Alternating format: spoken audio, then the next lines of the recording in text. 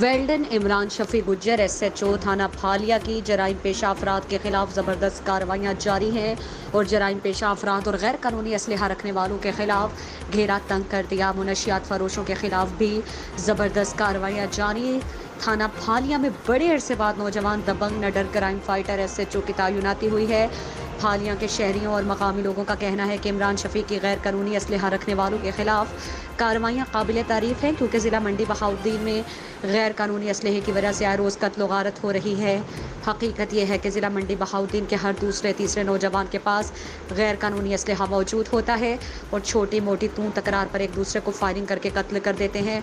Imran Shafi SHO थाना फालिया की तैनाती से गैर कानूनी असलहा रखने वालों में काफ़ी हद तक कमी वाक़ हुई है। पिछले दिनों एक नौजवान जिसका नाम नगमान वल्द परवेज़ मुस्तफ़ा है, उसने अपने असलहे की नुमाइश सोशल मीडिया पर भी कर रखी थी। जब इमरान शफी SHO थाना फालिया ने अपनी टीम के साथ रेड करके असलहा समेत गिरफ्तार किया तो कुछ लोगों ने ज़ाती मुखालिफत की वजह से तनकीद का निशाना बनाया, जो कि सरासर गलत है। थाना फालिया के मकामी लोगों ने इमरान शफी के साथ मुकम्मल इजहार यकजहती करते हुए उनसे अपील की है कि जराइम पेशा अफराद और गैर कानूनी तौर पर असलहा रखने वालों के खिलाफ इसी तरह कार्रवाइयाँ जारी रखें ताकि थाना फालिया के हदूद में अमन कायम हो सके।